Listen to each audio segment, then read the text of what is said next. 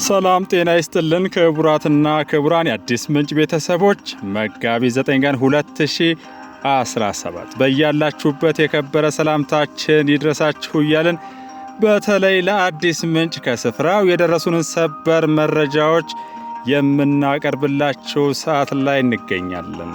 ከተለያዩ የሀገራችን አካባቢዎች አስተማማኝ የመረጃ ምንጮቻችን ያደረሱንን አሁናዊ ሰበር ዜናዎች የማቀርብላችሁ የእናንተው ውብሸት ታየ ነኝ። ከእናንተ የሚጠበቀው መረጃዎቹን እያዳመጣችሁ ሐሳብ አስተያየቶቻችሁን እያጋራችሁንና ላይክ እያደረጋችሁ እስከ ዝግጅታችን ፍጻሜ አብራችሁን መቆየት መሆኑን በታላቅ አክብሮት እንገልጻለን። ወደ ሰበር መረጃዎቻችን ተሻገርን።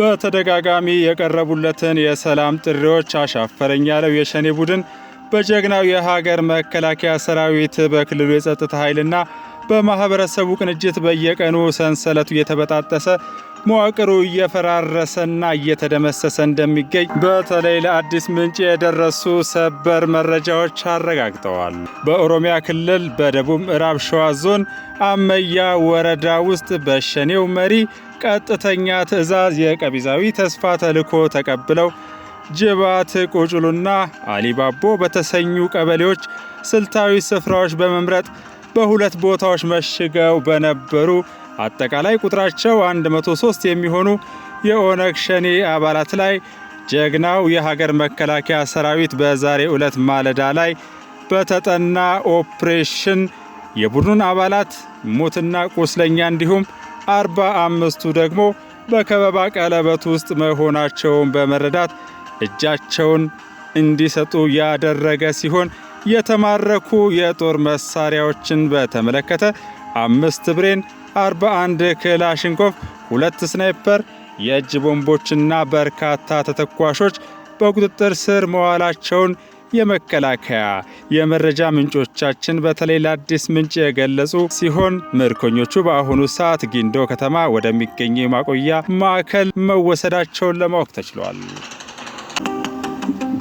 ከዚሁ ጋር በተያያዘ አስፈላጊው የሕግ የበላይነት ስርዓትን የጠበቀ ተጠያቂነትና በተሳሳተ ፕሮፓጋንዳ ተታለው የሽብር ቡድኑን መቀላቀላቸውን ለገለጹ ደግሞ በታድሶ ስልጠና ሂደት የበደሉትን ማህበረሰብ እንዲክሱ ሁኔታው እንደሚመቻች ምንጫችን ጨምረው ገልጸዋል።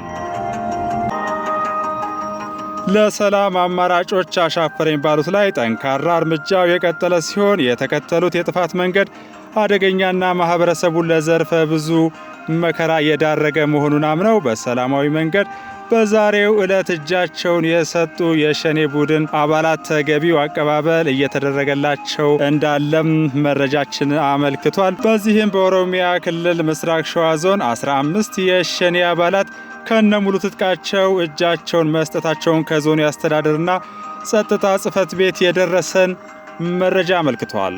የዞኑ የአስተዳደርና ጸጥታ ጽሕፈት ቤት ኃላፊ የሆኑት ኦቦ ሞር ከታቴሮ የክልሉ የጸጥታ ኃይል ከጀግና ሀገር መከላከያ ሰራዊትና ከማህበረሰቡ ጋር በመቀናጀት በተደጋጋሚ ተበታትኖ በዝርፊያና የቀቢዛዊ ተስፋ ድርጊቶች በየጥሻው ባለው የሸኔ ቡድን ላይ ጠንካራ እርምጃ ከመውሰድ ጎን ለጎን የሰላም በሩ አሁንም እንዳልተዘጋ በመግለጽ በዛሬው ዕለት እጃቸውን ከሰጡት በተጨማሪ ባለፈው ሳምንት 2 የቡድኑ አመራሮች በሰላም መግባታቸውን ገልጸዋል።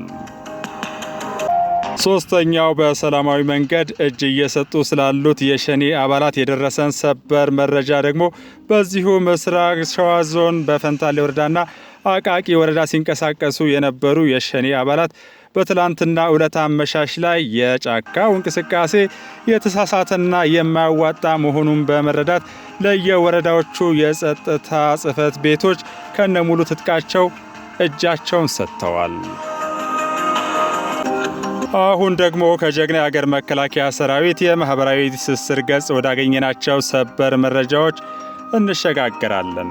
የኮማንዶ ክፍለ ጦር በሰሜን ሸዋ ዞን አንጾኪያ ገምዛ ወረዳ የጽንፈኛውን አመራርና የቡድኑን አባላት ደመሰሰ። በሰሜን ሸዋ ዞን አንጾኪያ ገምዛ ወረዳ ራሱን የአማራ ፋኖ ብሎ የሚጠራው ጽንፈኛ ቡድን ከፍተኛ አመራርና የህዝብ ግንኙነት ኃላፊ የነበረው እንዲሁም ወጣቱን በተሳሳተ ፕሮፓጋንዳ እየቀሰቀሰ ለጥፋትና ህዝብን ለመዝረፍ ሲያሰማራ የቆየው አብርሃም አሰፋ በቀለ ከነ ግብረ አበሮቹ በኮማንዶ ክፍለ ጦር በተወሰደ እርምጃ መደምሰሱን መረጃው አመልክቷል።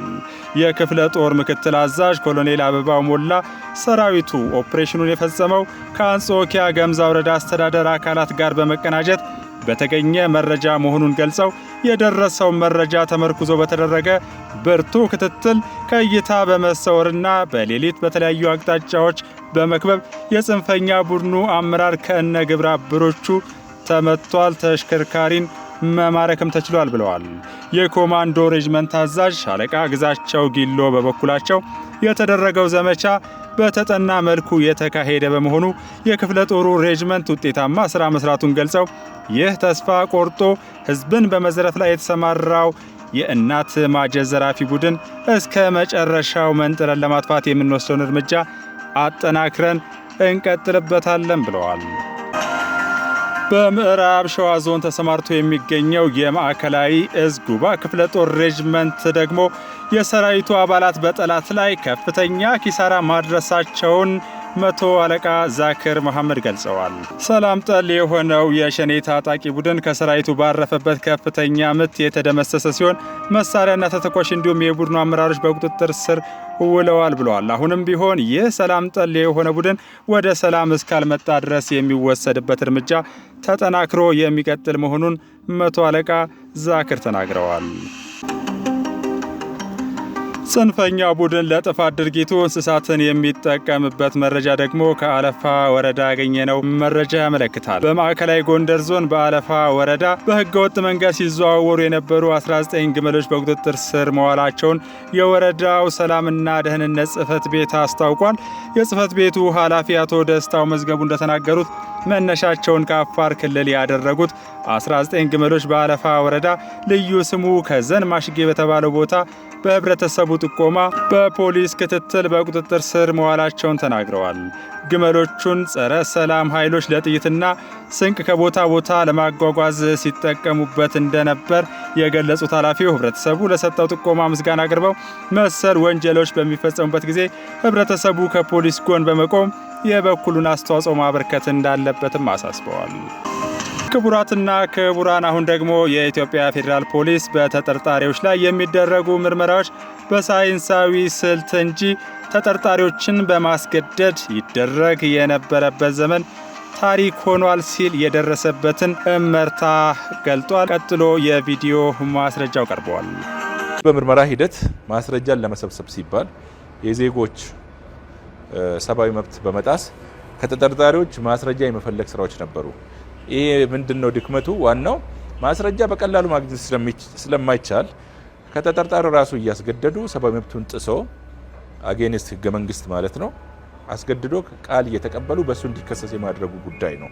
ይሄ እንግዲህ ውስንነቶች ነበሩ ማለት ነው። የቴክኖሎጂ አጠቃቀማችን የሰለጠነ ባለሙያ መመርመር የሚችል ሳይኮሎጂን በደንብ ማንበብ የሚችል የተጠርጣሪ ማለት ነው በደንብ ያን ሙያ ያለው የተማረ የሰለጠነ የሰው ኃይልና ቴክኖሎጂ ደግሞ ተጠቅሞ ምርመራ ማድረግ የሚችል አቅም ስላልነበረን ነው። ሴኩሪቲ ሴክተር ሪፎርም ከለውጡ በኋላ በማድረግ እንግዲህ ህግን መሰረት ያደረገ ሰብአዊ መብትን ያከበረ ዜጎች ናቸው ወንጀል ቢፈጽሙ እነዛን ነገሮች በስርዓት ሳይገደል ሳያስገድዱ ምንም ሳያደርጉ በራስ አቅም ማስረጃን ሰብስበው ምርመራን በማድረግ ሰብአዊ መብት እንዲከበር የማድረግ ስራ ነው የተሰራው። ትልቅ አቅማችን ወደ ቴክኖሎጂ የማዘንበል የምርመራ ሂደቶችን ነው የምንከተላቸው።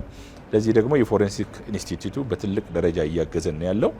ብሔራዊ መረጃ ኢንሳ፣ እነዚህ አይነት ከቴክኖሎጂ ጋር የሚገናኙትን ጭምር የነሱን ውጤትም ጭምር በመጠቀም ለምርመራችን እንጠቀማለን ማለት ነው። ዜጎችን አስገድደን የምናቀርባቸው ማስረጃዎች ሳይሆኑ በራሳችን የፎሬንሲክ ውጤቶችንን ተጠቅመን አቃቤ ሕግ ክስ እንዲመሰረት የምናደርግ ነው። ምቹ የሆነ ወርኪንግ ኢንቫይሮንመንት ሰዎች የሚቆዩበት የሚታሰሩበት ቦታ ላይ በቤተሰብ የሚያገኙበት ጠበቃቸውን የሚያገኙበት የተመቸ ኤንቫይሮንመንት የመፍጠር ጉዳይ ነው። በተቋም ደረጃ አሰራሮችን የሚያሰሩ የነሱ መብት ሊያስከብር የሚችለውን ነገር ምቹ ሁኔታዎችን የመፍጠር ስራ ማንም ሰው ሊጎበኝ በሚችል ሪፖርትም ሲደረግ በነበረው ጥሩ ምቹ ሁኔታዎችን ፈጥረናል። የሚከሰሱ ሰዎች የማስረጃ ምዘናችን በከፍተኛ ደረጃ ጨምረዋል ማለት ኮንፊደንስ ይሰጣል። የፎሬንሲክ ውጤት ስንጠቀም ኮንፊደንስ ይሰጣል። በተለየ ሁኔታ እየጨመረ ነው ማለት የፎሬንሲክ ውጤት መጠቀማችን።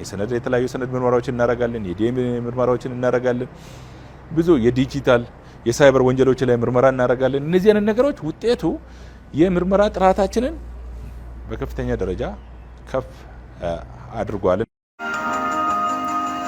አብራችሁን ስላላችሁና በሚዲያ አገልግሎት ጉዟችን ሁሉ ማበረታቻችሁ ስላልተለየን ለክቡራትና ክቡራን የአዲስ ምንጭ መጽሔትና የዩቲዩብ ማዕከለ ስርዓት ቤተሰቦቻችን ምስጋናችንን በአክብሮት ዝቅ ብለን እናቀርባለን። በአስተማማኝ መረጃ ማህበረሰብን መገንባት በሚል መሪ ቃል አዲስ ምንጭ መጽሔትን በየ15 ቀኑ ለአንባቢያን በማድረስ አንድ ተብሎ የተጀመረው ጉዞ በዩቲዩብ ማዕከለ ስርዓት ከ65,000 በላይ ንቁ ተሳትፎ በሚያደርጉ ቤተሰቦች ታጅቦ ቀጥሏል። በድጋሚ እናመሰግናለን።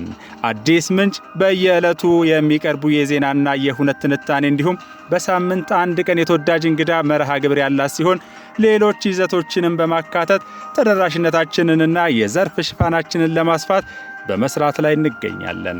የአዲስ ምንጭ ከፍተኛ እይታ ሪከርድ ከ228,000 በላይ የተመዘገበ ቢሆንም ከ100 ሺዎች እይታ በላይና በዋነኛ የሚዲያ መርህ መሰረት ለመረጃ ተአማኒነት የምናደርገው ጥንቃቄና ኃላፊነት በሚዲያችን ቤተሰቦች በሙሉ እየተመሰከረልን ነው። በዚህ አጋጣሚ በተወዳጇ አዲስ ምንጭ ምርትና አገልግሎታችሁን ማስተዋወቅ ለምትፈልጉ ተቋማትና አካላት አንድ አስደሳች እውነታ ነው። የእኛ ሚዲያ ተከታታዮች ቁም ነገርና አስተማማኝ መረጃዎችን ብቻ የሚከታተሉ ሀገር ወዳድና ሚዛናዊ በሆኑ ስራዎቻችን እየመረጡን ናቸው።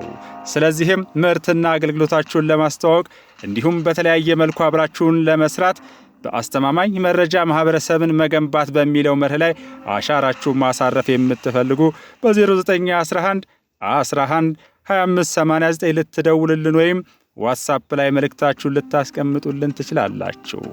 እናመሰግናለን። የአዲስ ምንጭ ዝግጅት ክፍል